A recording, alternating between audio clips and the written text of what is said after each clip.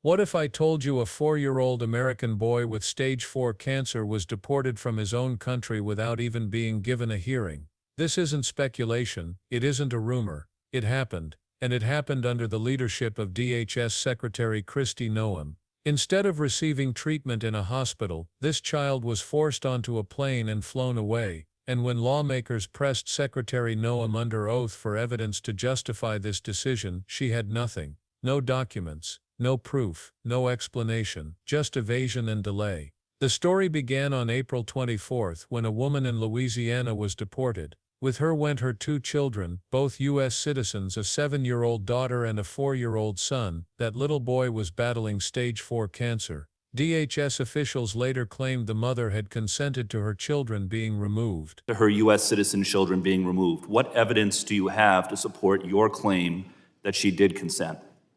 Congressman, we followed the same policies and procedures. What evidence do you have? And we what have evidence do you have? We have that documentation she? What documentation do you have that mother consented? We'll get that to you, sir. I don't have it with me. Please do. I understand it's hard to keep them all straight because you've deported child multiple U.S. citizen children, but I'm asking specifically about the 4-year-old with cancer who was deported on April 25th. For the record, that family was also not given access to legal counsel before they were deported, even though their lawyer was in the same building at the time. I'm holding in my hands here a document called ICE Directive 11064, Interests of Non-Citizen Parents and Legal Guardians of Minor Children.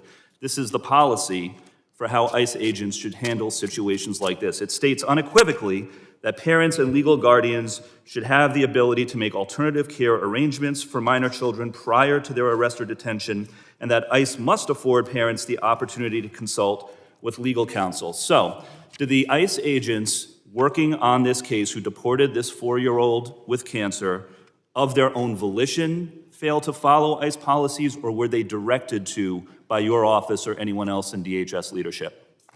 Sir, this mother chose to keep her child with her. You have not produced any evidence to say so, but I'm asking again, have you directed DHS officers to ignore this It's policy? very different than the previous administration. The previous administration on March 15th, reclaiming my time, on March 15th, your department sent 3 airplanes to El Salvador. Those planes carried approximately 261 individuals who were imprisoned upon arrival. Did you personally review and approve the names of those 261 individuals before they were sent?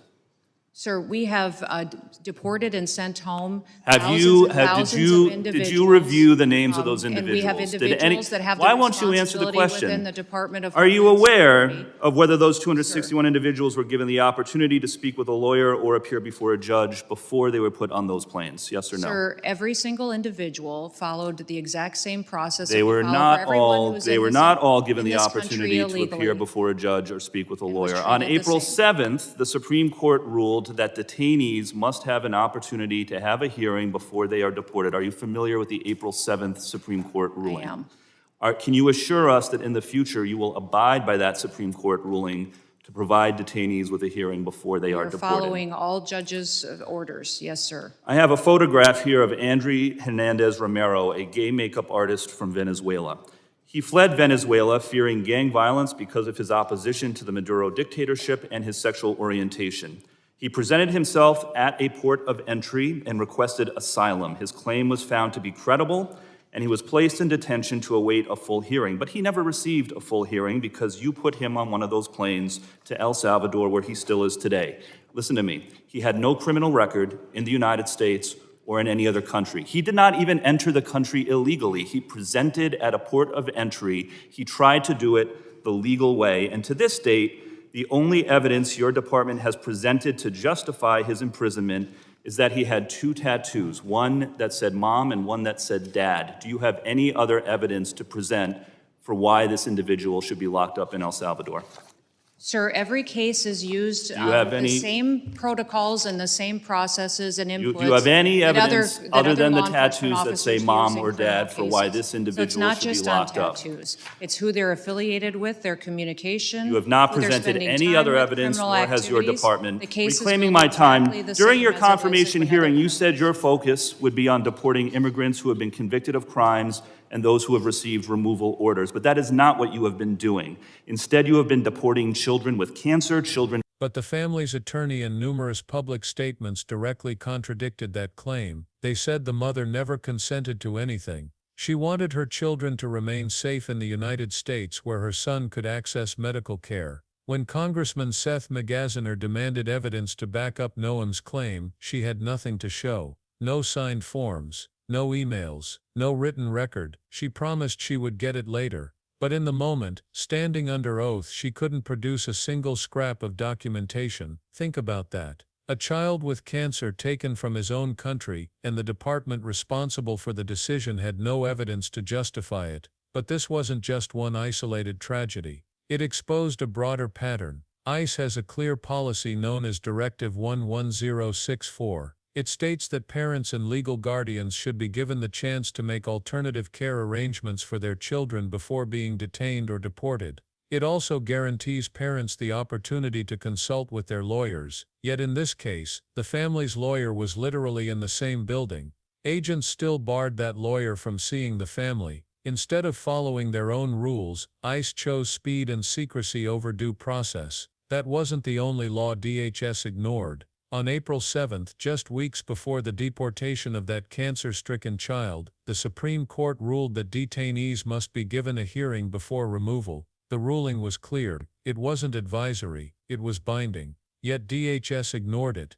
They deported people without hearings anyway. When Noem was asked whether she would abide by the ruling going forward, she dodged. She insisted her department was following all judges' orders. But the evidence told a different story. Families were still being deported without hearings, in direct violation of the court's ruling, and the problem stretched beyond one family or one child. On March 15, DHS sent 3 planes to El Salvador. On board were 261 deportees. Congressman Magaziner asked Noem whether she personally reviewed the names of those deported. Her answer was no, she hadn't looked at the list at all. Yet many of those individuals never got the chance to speak with a lawyer or appear before a judge. They were simply flown out of the country. Think about that. Planes filled with people, many of whom had never had a hearing, sent away without oversight. The Secretary of Homeland Security hadn't even reviewed who they were. Among them was a case that revealed just how broken the system had become. His name was Andre Hernandez Romero, a gay makeup artist from Venezuela. He had fled his home country fearing violence tied to both his opposition to the Maduro regime and his sexual orientation. He didn't sneak across the border. He presented himself legally at a port of entry and requested asylum. His claim was reviewed and found to be credible. He had no criminal record, no history of violence. He was exactly the kind of person America's asylum laws are supposed to protect. And yet DHS deported him. Their justification: 2 tattoos. One said Mom, the other said Dad. According to DHS, those tattoos were enough to label him a gang affiliate. That was the so-called evidence used to send him away. No criminal record, no history of gang activity, just ink on his skin, and because of that he now sits imprisoned in El Salvador, his life in ruins. At this point, it's not law enforcement. It's cruelty dressed up as procedure. Congressman Magaziner didn't let this slide. He came to the hearing prepared. He laid out the evidence: a 4-year-old U.S. citizen with cancer deported without consent or hearing, ICE policies ignored, a Supreme Court ruling violated, planes filled with people deported without oversight, and an asylum seeker deported for having tattoos that said Mom and Dad. In each case, when pressed for answers, Noem had none. She deflected. She evaded. She repeated vague phrases about protocols without offering proof. That isn't accountability. That's damage control. What makes this worse is that during her confirmation hearing, Noem promised her department would focus on deporting criminals and people with removal orders. That was her commitment to Congress and the American people. But instead of prioritizing criminals, her department is targeting children with cancer, families whose lawyers are locked out of the room, and asylum seekers who tried to follow the law. Meanwhile, violent offenders fall through the cracks. This isn't about political differences. It isn't simply a debate over immigration policy. It's about a government official failing to follow the law, ignoring the courts, and targeting the most vulnerable people under her authority. When DHS leadership chooses to break its own rules and ignore constitutional protections, it isn't law enforcement anymore. It's negligence. It's abuse of power. and it undermines the very principles the agency is supposed to protect. At the end of the hearing, one thing was undeniable. Kristi Noem didn't have answers, she didn't have evidence, she hadn't reviewed the names of the people her department deported.